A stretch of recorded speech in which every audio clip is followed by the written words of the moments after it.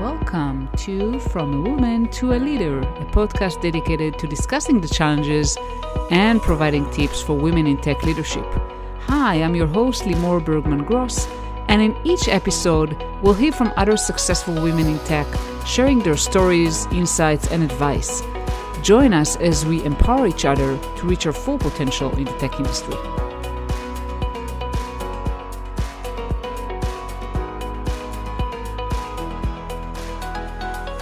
Hi, everyone, and welcome to another episode of From a Woman to a Leader. And I have a great pleasure today speaking with Dr. Denise Moore Revel, and she's the founder of Own Your Amazing and Finding Your Voice. That's what we're going to talk about.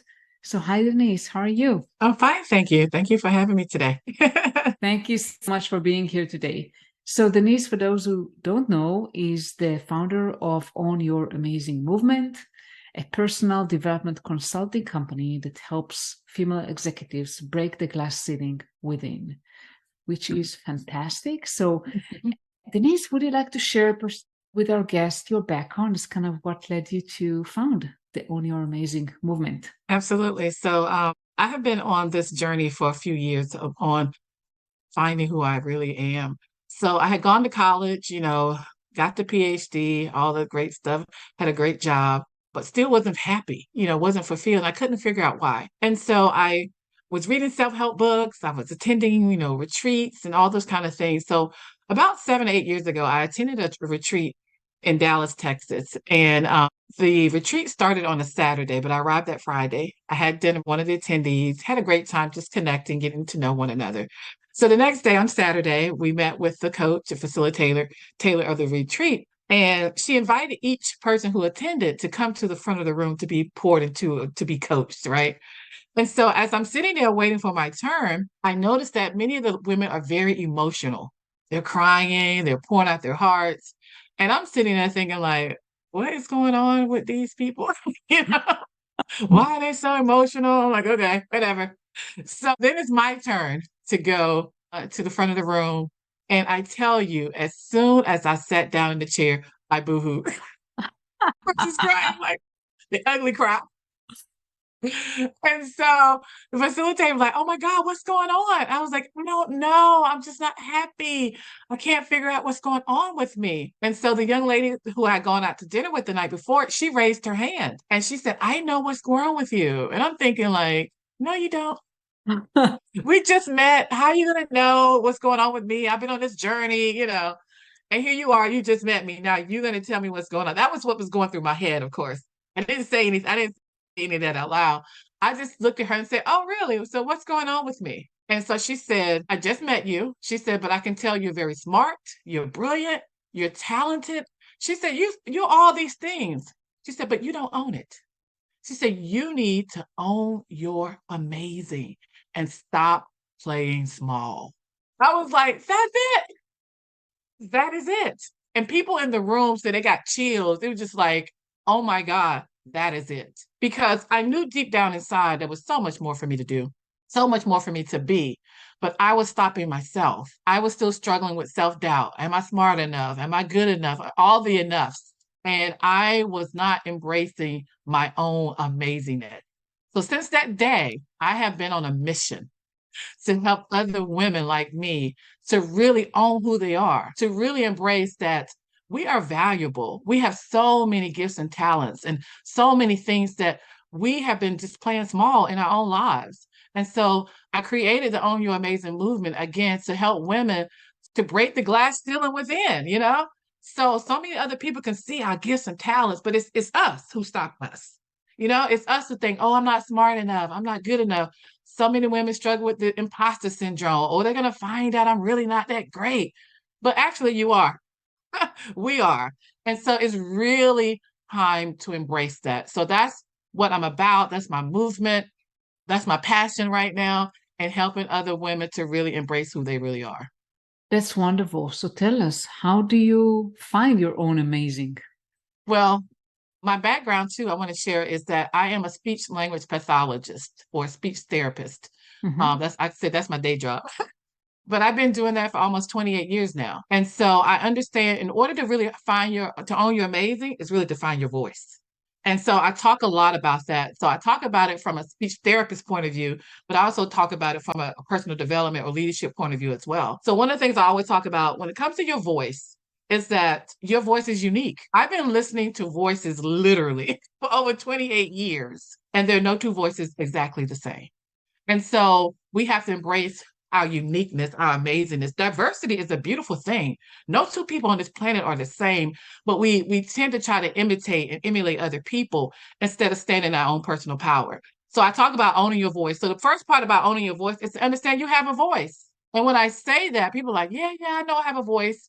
And so I talk literally about you have a voice. I'm talking to you right now. I have a voice, right? But a lot of times we have been silenced. We have been told to be quiet, not to say anything, not to rock the boat, right? To be quiet. And so we forget we have a voice. And so again, when I work with people and speech pathologists, I have actually worked with people who have lost their voice through cancer, through trauma, through all kinds of things. They have literally lost the ability to speak. But you and I right now are having a conversation. We have a voice. And so I also talk about I grew up in the era, which it said children are to be seen but not heard.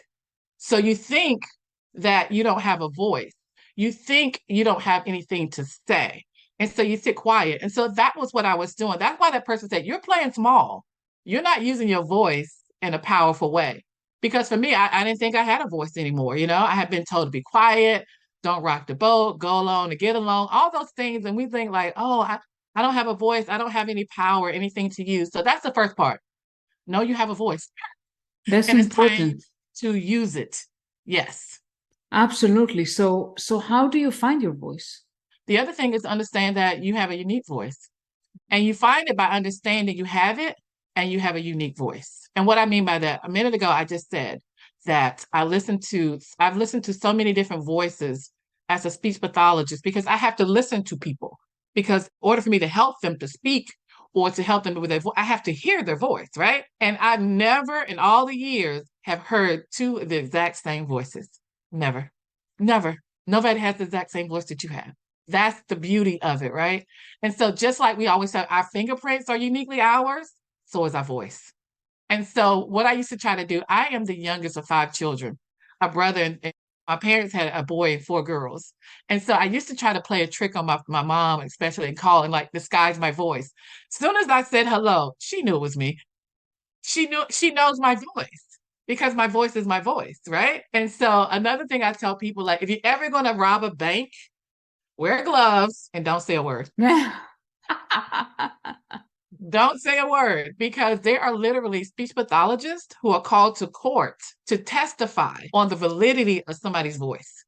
They will analyze your voice, say, oh, that's her, that's him, by your voice. So that's how unique your voice is, your literal voice. But think about when I say voice, also your lived experiences. My life is my life. No one else has lived my life. I am Dr. Denise, and nobody else has lived my life, right? And so I have to use my voice to tell my unique story so that I can help other people, right? And so again, know you have a voice. Know you have a unique voice. And then here's the other part. Know that your voice matters. A lot of times we discount our stories. We discount our experiences. We think, oh, no one wants to hear about what I've gone through. You are exactly who people need to hear from because your story, your unique story, your voice, your lived expression is the missing piece for so many people. But we think, oh, it doesn't matter. I'll let her do it. She can do it better than I can, but no one can do it exactly like you. And so I tell people, I'm not for everybody, but I am for somebody. And so our job is to say, who am I sent here to serve? Who needs to hear what I have to say? Who needs the skill set that I have? Who needs my gifts and my talents? My gifts and my talents aren't for us, they're for other people. And so I always use the story of my mechanic. Love my mechanic because if my car doesn't start, I'm calling him like, hey, the car don't start. I don't know what to do, but he does. But what if he decided that the only car he was going to ever fix was his own? Then I would be stuck. So many of his clients would be stuck, right? They wouldn't know what to do. But we have been given these gifts and talents and these abilities to help other people so that they can have amazing lives too. So I have the gift of gab, writing has always been a struggle for me, but talking has not. So I help others, I work mainly with young children but I help empower children to talk. That is my job. That's what I do. And so now I'm doing that with women. I'm empowering women to find their voices, just like I do in speech therapy. So again, you have a voice, you have a unique voice, and your voice matters. And we need to understand that. So that's just one part of what I teach with women who work with me. But that's the starting point. You got to know who you are. You got to know that you have a voice and your voice matters. And it's time for you to show up in a powerful way. Yeah, that is a very important insight to share. And I wanted to ask you, so women, let's say women, and especially women of color in Mm-hmm. tech, in the workforce that is very male dominated, Yes. a lot of times they're the only women or only women of color in the room. Yeah. How would they kind of show up? I mean, this is a very hard thing to do. What kind of tools can they use to not be afraid to share Right. their unique perspective? That is, as you said, it's so much needed. It's so much needed. And even being a speech pathologist of color, is not very many. And so I, have worked also in the medical field, which is very male dominated as well, right? But I Yeah. was sometimes the only female and sometimes the only African American sitting at the table. But I understood I know who I am. And I understood that I'm at a table, I'm at this table to give a different perspective because my lived experiences are different from a lot of people who are at the table. And so if I don't speak up, there are a lot of people who won't get the help, who won't get the services that they need because I have a different perspective. And so that's why I said a minute ago, you have to know that your voice matters, not only to you, but there are other people depending on you to speak up. So if you are an African American woman, a woman of color sitting at the table with these other tech people or male, speak up. They may or may not like it, but that's not the point. The point is that you understand your power. That's why I deal a lot in personal power. Own your amazing. It's about you owning your own personal power. And so I can't own it for you and you can't own it for me. It's called own your amazing. And that's what I work with women to really help them to understand who they are, what they bring to the table, their own value. They have to know that for themselves first because they may not get it from other places. I wrote a book, and one of the chapters in my book is called Confirming Your Own Brilliance. A lot of times we look for external validation. We look for other people to say, hey, here's your pat on the back. You're good enough. You're smart enough. But a lot of times it doesn't come. And so you have to confirm it for yourself. You have to know it for yourself because a lot of times you're not going to get it externally. You're not going to get it from colleagues. You're not going to get it from the powers that be. But that does not mean you don't have value and that you don't have worth. You have to know that for yourself. Yeah, and you mentioned something very important, the external validations. And I noticed that with people I'm coaching, that women who are looking for external validations also a lot of times are really impacted by criticism. So it goes both way. You rely on phrases, on appreciation, and you can be destroyed by criticism. Absolutely. That's why it's so important that you confirm yourself, that you don't look solely for other people to validate you, even when people criticize you. I look at it as, if you're really trying to give me some feedback that's going to help me to be better, open to that. But if you're going to just try to tell me something to criticize me, to kind of bring me down, then I'm not going to receive that. I'm always open to how can I be better? How can I get better? I've learned to discern whether or not somebody's giving me, feedback that's going to help me as opposed to criticism. And so I've learned like I can't take in the criticism because you're not saying those things to really help me. You're trying to hurt me. And so that's when I have to go back and say, you know what? I'm good. I'm good. I'm smart. I'm good enough. Just because this person doesn't recognize it does not mean it's not true.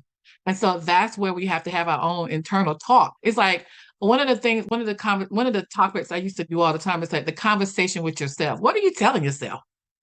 What are you saying to yourself? That is the most important conversation you will ever have. And that's the most important relationship you will ever have. It's the one you have with yourself. You're with yourself 24 hours a day, 7 days a week. It's what you tell you that's most important. And if we can get people to understand that, they'd be better for it. The criticism wouldn't sting so bad. We're like, well, okay, well, that's your opinion of me. Okay, you're welcome to have it. I don't have to receive that. And so we have to fortify ourselves. One of the things that had taught me that many years ago, again, working with young children who have speech impediments, a lot of them got bullied. a lot of them got teased, right? And so as a speech therapist, I would make sure that I would try to encourage them, like, it's okay. You're still an amazing person. You still have important contributions to make. You still are a great student. Don't let someone saying about your speech and your language define you. I said, that's why we're here to work on it. You're going to get better, but don't let that diminish who you are just because somebody teased you about your speech or someone is bullying you. No. So I had to work really hard with my little ones to make sure that they still felt a sense of pride in themselves. And for some reason, we lose that as adults, I'm like, don't lose that. Or if you never had it, go find it. Yeah, Please absolutely. go And find it. we usually are the worst critics, our own worst critics, right? I mean, Yes, and the stories we tell to ourselves usually we are really, really harsh. very harsh. I do an exercise when I do my workshops, and I talk about like a conversation with yourself. What do you tell yourself when you fail? What do you tell yourself when you make a mistake? And I said, now pretend that's a little child in front of you. Would you talk that way to a child? The way that you talk to yourself? Absolutely not. And so I gave the example, when a child is starting to walk, what do? They stumble, they hold on, they fall. And then what we tell them, okay, get back up. It's okay. You can do it. We don't tell them, oh, you're an idiot. How did you fall? You messed up again. We don't do that. But why do we do that to ourselves? It's the question we have to ask ourselves. Why am I my biggest critic, my biggest cheerleader? That's the question that you have to answer for yourself. Because I can cheer you on and say, hey, my God, oh my God, you're doing so great. But you'd be like, no, I'm not. I messed up. Well, you're going to totally not receive the goodness and the compliments and encouragement because you're blocking it. So a lot of times, what stops us is not other people, it's ourselves. And what strategies can we take to really appreciate us, appreciate our unique voice, as you mentioned, value ourselves, find our own unique values? So when I do my workshop, two of the activities that really go off really well with women, some of them cringe, but I was like, you have to do it anyway. So this is what I invite your audience to do: is to get in the mirror and just look at your face. And you can't criticize your face. You can't say, oh, there's a wrinkle there. Oh, none of that. But really look at yourself. So I have them hold a mirror in front of their face and say, what is something that you can appreciate about your face? Just that simple. And for a lot of women, that's hard. And so I say, just find one thing every day that you can appreciate about yourself. That's it. Nothing. We don't need these major tips and strategies because we're not going to probably do it anyway. So I keep it simple and tell you to build on that. That's how I do it, speech therapy. We work on one little thing and we build. So every day, just for the next week, just look in the mirror and say, what do you appreciate about yourself? Maybe it's your eye color. Maybe it's your nose. Maybe it's your smile. I don't know, but you have to learn how to find your own appreciation for yourself. And the second thing I have them to do, I ask them a simple question. Well, who are you for you? Not who are you that everyone tells you to be, who are you for you? And when I tell you, that is the most difficult question a lot of people have to answer. But I say, if you can start with that question, who am I for me? You are on the path of real personal power. So start there. Look in the mirror, say, this is what I appreciate about myself, and then ask the question, who am I for myself? Those are the two strategies that I typically start with all my clients. And what helps your clients find who they are for yourself, who they are for themselves? A lot of coaching. Because you have to dismantle a lot of these things, like, who are you? Because a lot of times, well, I'm this because why are you that, or why do you do that? Oh, because that's what my parents told me to do.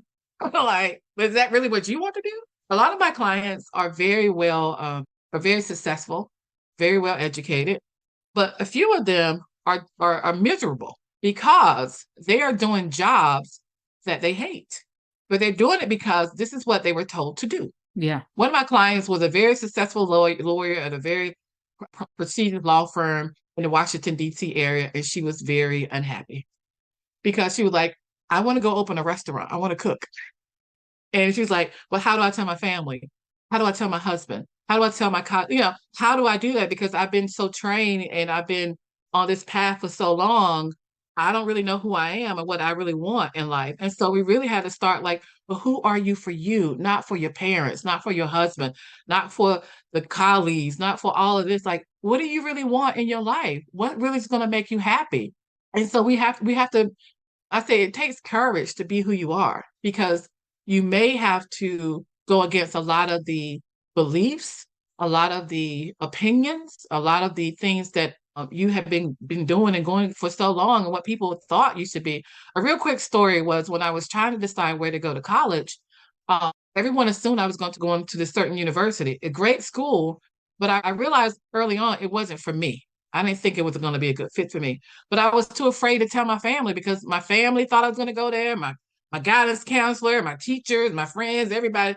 But I didn't want to go. I didn't think it was going to be a good fit for me. And so the story goes, applied to different colleges. And so my dad kept asking me about had I got my acceptance letter for this one particular school everyone thought I was going to go to. And I was just like, no, I haven't got my acceptance letter. Time went on. He asked me again. No, I haven't got my acceptance letter. And finally, he asked me again. I think it was a little suspicious. He was like, people have gotten their letters. Why haven't you gotten yours? And that's when I said, okay, Dad, we need to have a. And so that's when I sat him down and told him the reason why I haven't gotten my acceptance letter is because I didn't apply to the school. Whoa. He was very upset with me. But it was that point in my life, I told him, I said, well, shouldn't I have a say in where I go if I'm the one who has to go? I have to be there for 4 years. Shouldn't I go somewhere where I think I want to be happy and it's my choice? And he was like, absolutely. So that's when I realized that I could no longer just do the things that everyone expected me to do if it meant that I wasn't going to be happy. And so again, it takes courage to do that. It takes courage to say, this isn't working for me. I can't do this anymore. I need to go and find what is going to make me happy, what's going to light me up, what's going to get me up every day, ready to take on the day. If you're not excited to get up and start your day, then you really have to look at that. It's excited to know I'm going to have this conversation with you because I love talking about this stuff. This is not hard. It's not work for me. But I feel like if I'm doing something different, like, I don't think I want to show up for this. And that's what a lot of women are doing, unfortunately. That's where most of the population, I would say, are doing. I know. Unfortunately, right? I mean, yeah. And yeah, it takes a lot of courage. I agree with you. How do you get the courage to really do that, to pursue what you think you should be doing? I just say start small, with little decisions that you make for your life, just in your personal life, you can start small, saying no instead of saying yes. When you really, somebody asks you to do something to go, if you really don't want to do it, don't do it. And you don't have to, no is a complete sentence. You don't have to give an explanation. You don't have to say, why you don't want to just say, no, I don't want to go, or that doesn't work for me today. I've gotten good at that where, no, that doesn't work for me. And I don't give explanations. I don't have to explain myself because it's my decision. So I just say start small. Just start really, really small. And that helps you to build your confidence. That helps you to build your resilience. You deal with backlash. You have to build yourself up. You just can't come out doing something you've never done before, like boom, here it is. No, build yourself up. Take small steps. Take small steps. I believe in taking very small steps to get to the big goals. I don't believe a lot of people can go from A to Z in one step. No, I think it takes small incremental steps to get where you are. So make a decision that from now on, if I really don't want to do something, I'm not going to do it. It's just that simple. I'm not going to do it. And but I say start small in your personal life, even in your professional life. A lot of times we take on extra projects just so we can look good. If it's something that really is going to take away from you spending time with your family or doing self-care, don't do it. Absolutely. And start small. I like that. And Yeah. I wanted to ask you about, owning your amazing. So how do you find your amazing? How do you find really your, not just unique voice, but unique value that you bring? What are your hidden gems? What are you so good at? What kind of value you have to bring to the world? And again, people think it's so profound and prolific. One of the things I've been told that was one of my gifts, I'm able to make things simple. I have to. I work with children. You don't need prolific, profound. That's the problem. We think it's something big that we're missing. No, it's the small things. It is, promise you, it's the small things, the things I already shared. If you just do those things, it would change your life. Promise you it will, because it's changed mine and it's changed the lives of the women that I work with. I don't give prolific, profound gems or the secret sauce. The secret sauce is that you need to understand you have a voice. You have a unique voice and your voice matters. If you get that, I promise you, so many people, like when I speak at different things, they come up to me and it was like, it was so basic, but so profound. I said, I know it's the basics that we're missing.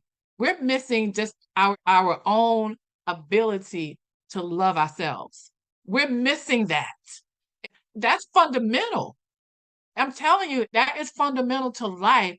How do you treat yourself? It's not about how you treat others, because out of how you treat yourself, it's how you're going to treat others, right? But, a lot of times as women, we want to do so much for everyone else, and we're bitter, we're tired, we're burned out. I work with a lot of people who are burned out and tired. And I say, why is that? Because you don't do self-care. You're not taking care of yourself. They say you're serving from an empty wagon. You're running on fumes because you have not taken the time to take care of you. And that is the problem with so many people right now. A lot of people are struggling with their mental health. They're struggling with their physical health. They're struggling because they have not taken the time to step back and say, let me just take care of me for right now. Let me put myself in the best possible light and situation so that I can go and help other people. And so how do you own your amazing? It's to stop and answer those questions. Like I said, who are you for yourself? And understand that you have a voice. And how are you showing up in your life every day? Perfect. Thank you so much, Denise. And please share with our audience how they can find you. Absolutely. I would say start with my website. The website is ownyouramazingnnow.com. Again, ownyouramazingnnow.com. You can go there. You can find out what's going on in my community. Also, I'm on Facebook, LinkedIn, Instagram. On Facebook every Thursday, I do a segment called Think About It Thursday, where I come on in the mornings just for a few minutes. I call it inspiration and motivation so that we can take action. And so I give you something to think about, like how are you showing up in your life? Think about this. Usually it's because something has happened to me, a life lesson that I want us to think about, like how are you showing up? Are you living in courage? So I'm up there every Thursday morning, 8 a.m. Eastern time. I'm just giving you a little nugget, a little something to think about that hopefully will help you to move the needle, but hopefully to help you to take some inspired action. You got to be willing to do something different if you want something different. A lot of times we can think about stuff, but I'm saying, but what are you going to do about it? Like I gave the audience something to do. Go look in the mirror. Like, are you going to go look in the mirror? Just knowing to go look in the mirror and not do that is not going to change your life. You know what I mean? Answering the question, just knowing the information, applying it is not going to change your life. And a lot of times we have the information, but what are you doing with it? And so join me on Facebook every Thursday, 8 a.m. Think About It Thursday. My Facebook handle is Dr. Denise Own Your Amazing. Again, Dr. Denise Own Your Amazing on Facebook. But go to the website, get a free gift, find out what's going on. I have a book that's out. I wrote a couple of years ago, talk about the same things that we kind of talked about today, but a little bit more in depth. But yeah, I'm working on some good. I just came back from an international retreat I hosted for women. Wow. It was amazing. Again, these are, highly successful women, but they were like, I'm tired, I'm burned out. And it's like, how do you reconnect to you?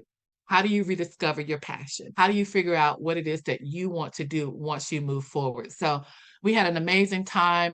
I'm planning my next one. So, your audience can go there to get information about amazing stuff we're doing in the community. Perfect. And I'll put all the links on the show notes to your website, to social media. Thank you so much, Denise. It's been a pleasure speaking with you, and you shared profound insights. Thank you so much for having me. Thank you. Thank you.